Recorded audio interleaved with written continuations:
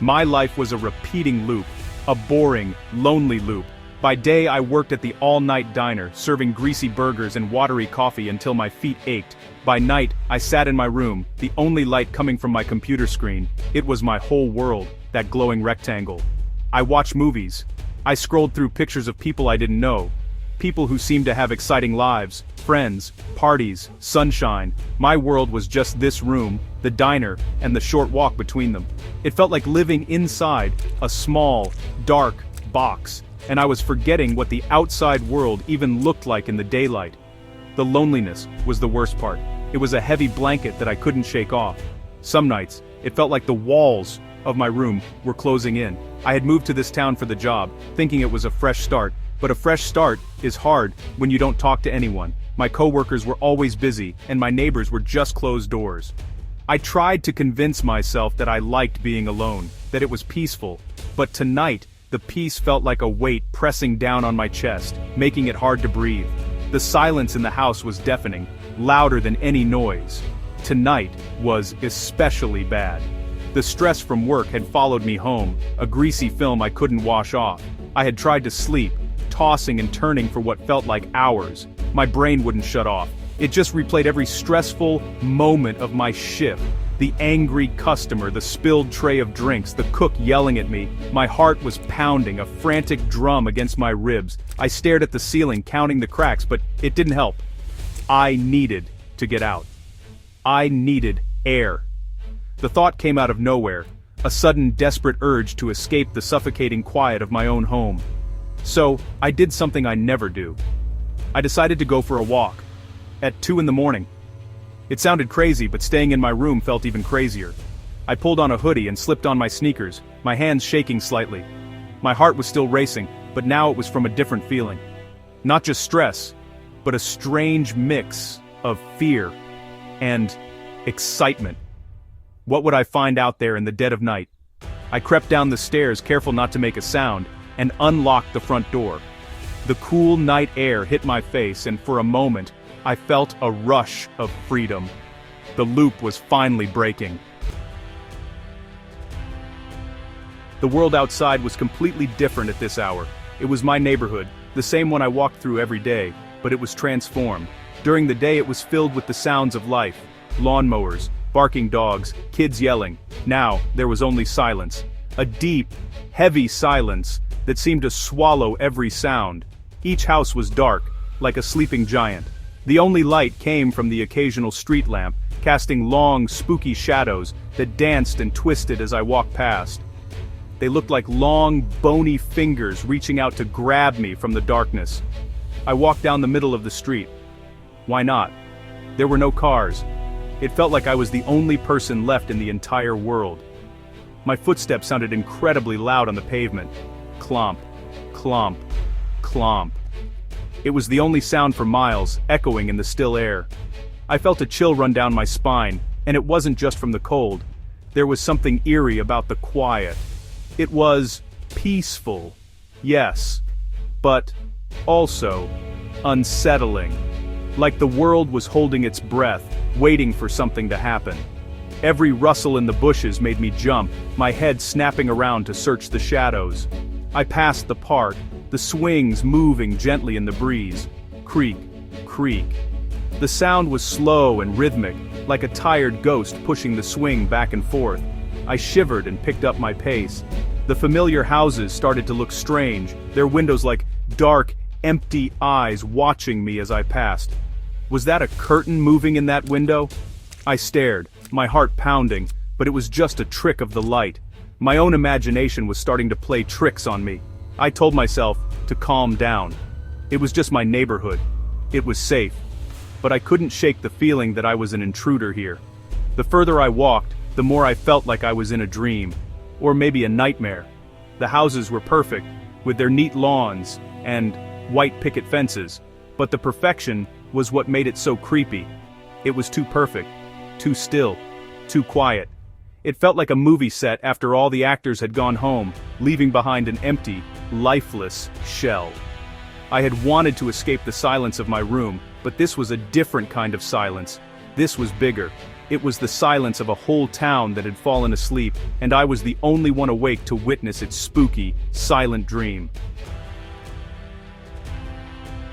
I kept walking, not really paying attention to where I was going. I just wanted to keep moving, to put distance between myself and the suffocating feeling of my room. Soon, the neat houses and manicured lawns began to disappear. The pavement beneath my feet turned into a cracked and broken road, full of weeds sprouting through the gaps. The street lamps became fewer and farther between, their weak light barely pushing back the growing darkness. I was leaving the familiar part of my neighborhood and entering a place I had only ever glimpsed from a car window during the day. The air grew colder here, and it carried a strange smell, the smell of damp earth, rotting leaves, and something else, something old and forgotten. The houses out here were different. They were smaller, older, and many of them looked empty. Their windows were boarded up, and their paint was peeling away in long strips. It was the part of town that everyone pretended didn't exist. The end of the line. A shiver of real fear, cold and sharp, trickled down my back. Maybe this was a bad idea. Maybe I should turn around and go back to the safety of the sleeping, perfect houses. But something pulled me forward. Curiosity? Stupidity? I wasn't sure. I came to the end of the road where the broken asphalt just stopped. Ahead of me was a wall of blackness, a thick, dark forest. An old, rusted chain-link fence stood in my way. But a large section of it was torn down and lay twisted on the ground. A faded, weather-beaten sign hung crookedly from one of the posts. It read, "No trespassing." During the day, it was just an old, abandoned, wooded area. But at night, it looked like the entrance to another world. A dark, scary world. I hesitated, standing at the edge of the woods. My brain was screaming at me to turn back. Go home! Lock the door! But my feet wouldn't listen. It was like I was in a trance. The silence of the suburbs had been eerie, but this was something else entirely. This was a place that felt truly wild and dangerous. The woods didn't feel like they were sleeping. They felt like they were awake, and they were watching me. I took a deep breath, the damp, earthy smell filling my lungs, and I stepped over the ruined fence, leaving the last bit of civilization behind me. I was now in their world. The moment I stepped into the woods, the darkness swallowed me whole. It was a complete and total blackness, far deeper than the shadows on the suburban streets. The trees were tall and ancient, their branches interlocking high above to form a thick canopy that blocked out the moon and stars. I could barely see my own hand in front of my face. I had to feel my way forward, one hand outstretched, my fingers brushing against the rough, damp bark of the trees. The ground was uneven, covered in a thick carpet of wet leaves that squished and slid under my sneakers. Every step was a struggle. Twisted roots snaked across the path trying to trip me. Low-hanging branches snagged at my hoodie, pulling me back like ghostly hands. The sounds of the forest were all around me, amplified by the darkness. The snap of a twig nearby made me freeze, my heart leaping into my throat. The hoot of an owl sounded like a mournful cry. The wind whispered through the leaves, sounding like voices. Get out. Get out. I told myself it was just the wind, just an owl, just my overactive imagination running wild in this creepy, dark place. But the feeling of being watched was overwhelming. It was a physical sensation, like 1,000 tiny needles prickling the back of my neck. I felt like I was not alone. Not at all. I kept glancing over my shoulder, peering into the impenetrable darkness behind me. I couldn't see anything, but that was almost worse. The threat was invisible. It could be anywhere, it could be right behind me. My breath came in short, ragged gasps. Why did I come in here? This was the stupidest thing I had ever done. I was lost, alone, and terrified in a forest that felt alive and hostile. I stumbled on, deeper and deeper into the woods. I had lost all sense of direction. I didn't know which way was out. Every tree looked the same. Every patch of darkness was identical. I felt a wave of panic wash over me. I was trapped. I was going to be stuck in here all night, hunted by whatever was watching me from the shadows. I stopped, trying to listen, trying to get my bearings. But all I could hear was the pounding of my own heart, a frantic drumbeat of pure terror. The woods were not just watching, they were waiting. Just as I was about to give in to the panic, to just curl up on the damp ground and wait for morning, I heard it. It wasn't the wind, it wasn't an owl. It was a scream. A human scream. It was long, high-pitched, and filled with so much terror that it made my blood run cold. The sound cut through the night, echoing horribly among the trees before being abruptly cut off. Silence rushed back in, even heavier and more menacing than before. I stood frozen, every muscle in my body locked tight. My mind struggled to process what I'd just heard. Was it real? I strained my ears, listening for anything else, a cry for help, footsteps, anything, but there was nothing, just the whispering wind and the thumping of my own, terrified heart. The scream had come from somewhere deeper in the woods, in the direction I had been heading. Part of me wanted to run, to scramble back the way I came, even if I was lost. But another part of me, a small foolish part, was paralyzed with a morbid curiosity. Who screamed? What happened to them? Was someone else out here, in even more trouble than I was? The thought sent a fresh wave of fear through me. I started to move again, but this time, much more slowly, cautiously. I was no longer just a lost trespasser, I was now a witness to something terrible.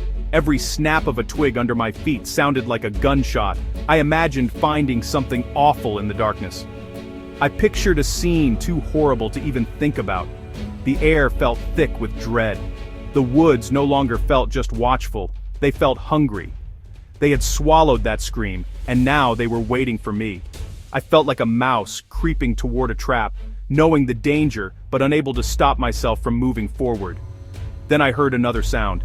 It wasn't a scream this time, it was a crunching sound, the sound of heavy footsteps on the leafy ground. They were slow, deliberate, and they were getting closer. Crunch, crunch, crunch. Someone else was out here, someone was walking through the woods. Was it the person who screamed, or was it the person who made them scream? My heart hammered against my ribs so hard I thought it might break. I didn't want to find out. I ducked behind a massive, gnarled oak tree, making myself as small as possible, and held my breath. I peered from behind the trunk of the massive oak, my eyes straining to cut through the oppressive darkness. The crunching footsteps grew louder, closer, crunch, crunch. They were slow and heavy, the sound of someone walking with no sense of urgency. My entire body was trembling, and I had to bite my lip to keep my teeth from chattering. I was completely hidden in the shadows, but I felt horribly exposed. I was sure that whoever was out there could hear my heart pounding, could feel my terror radiating through the trees. I squeezed my eyes shut, praying they would just walk past. But they didn't. The footsteps stopped. They stopped just a short distance from my hiding spot. The silence that followed was the most terrifying thing I had ever experienced. It was a silence full of waiting, of listening. I knew, with a certainty that chilled me to the bone, that the person was standing there, scanning the darkness, looking for something, looking for me. I held my breath until my lungs burned. A minute passed, it felt like an hour.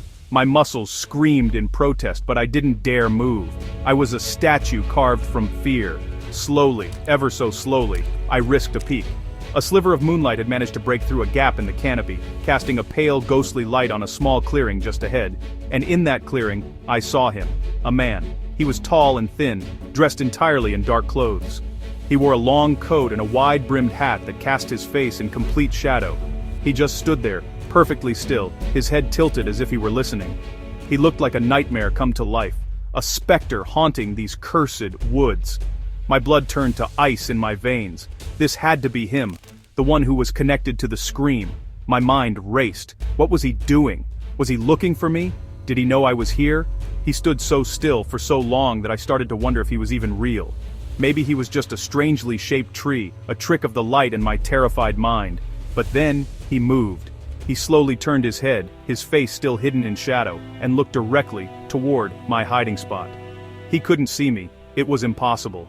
But I felt his gaze on me, as sharp and cold as a shard of glass. I knew in that instant that he knew I was there, and I knew I had to run. Panic gave me a burst of adrenaline I didn't know I had. I didn't think, I just reacted. I spun around and bolted, crashing recklessly through the undergrowth. I didn't care about the noise anymore. I didn't care about the branches scratching my face or the roots trying to trip me. My only thought was escape. To get away from the silent man in the hat. to get out of these horrible dark woods. Behind me, I heard a sharp crack, the sound of a twig snapping, and then the heavy, crunching footsteps started again. But this time, they were not slow. They were fast. He was chasing me. I ran blindly, fueled by pure terror. My lungs burned and my legs felt like lead, but I didn't dare slow down. The woods were a black, confusing maze. I had no idea if I was running deeper into them or toward the edge. I just ran, hoping and praying I was headed in the right direction. The sounds of my pursuer were right behind me. Crunch, crunch, crunch, keeping pace. He was relentless. I risked a glance over my shoulder and saw a dark shape moving through the trees, a shadow detaching itself from other shadows. He was closer than I thought. A sob of terror escaped my lips. Then, through the trees, I saw it. A faint, weak glow. A street lamp. I wasn't running deeper into the woods. I was running out.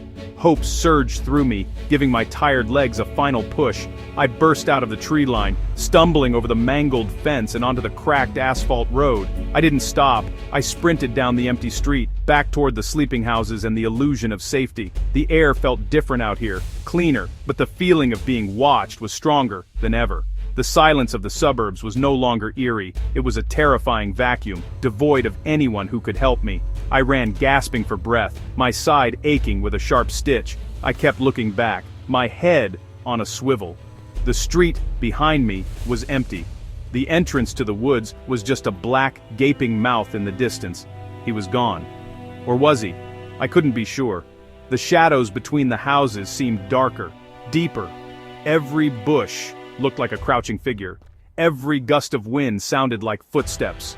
The fear was still with me, a cold passenger clinging to my back. My home was still blocks away, and it felt like 100 miles. The walk home was a new kind of nightmare. My house finally came into view, a beacon of safety in the dark. I had never been so happy to see its boring, familiar shape. I fumbled in my pocket for my keys, my hands shaking so badly that it took me 3 tries to pull them out. I ran up the front path, my sneakers pounding on the concrete. The sound was deafening in the silence. I kept expecting a hand to grab my shoulder, to hear his heavy footsteps right behind me. I didn't dare look back, not until I was safe, not until I was inside, with the door locked. I jammed the key into the lock, my trembling fingers struggling to turn it.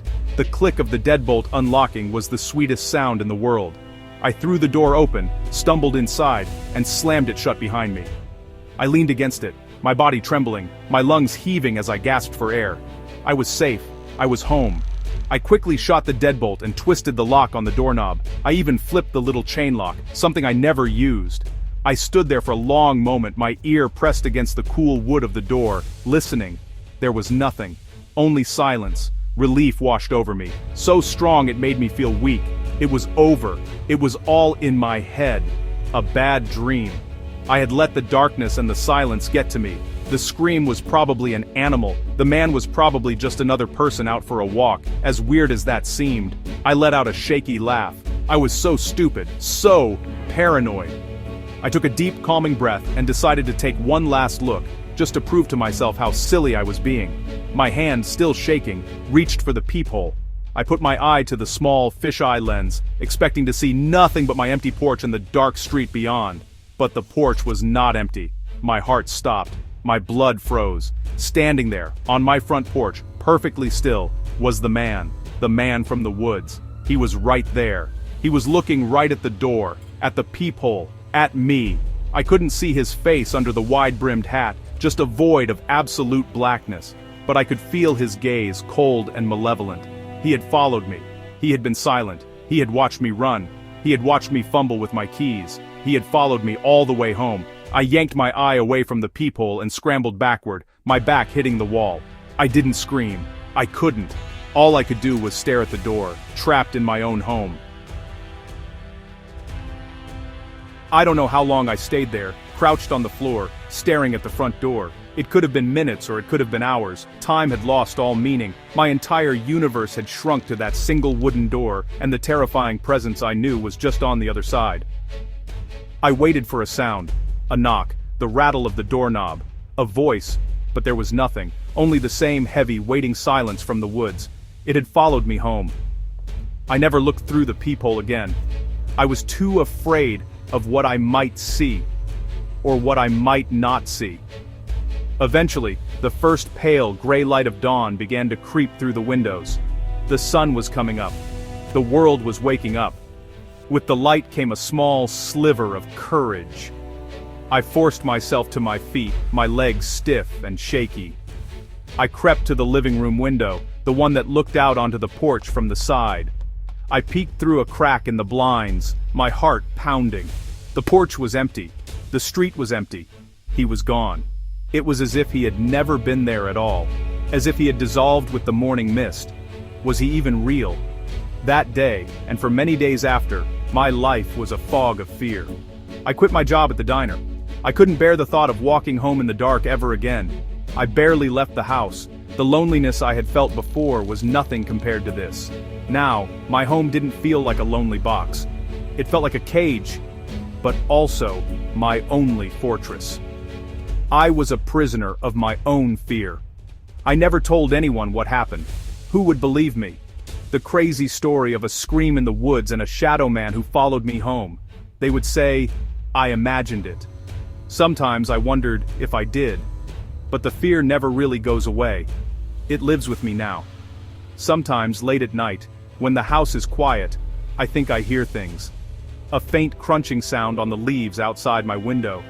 A high-pitched noise, on the edge of hearing, almost like a distant scream carried on the wind. I never learned who the man was. I never found out who screamed that night. The truth remains buried in those dark woods. The night walk was supposed to change everything, to break the loop. And it did. But not in the way I expected.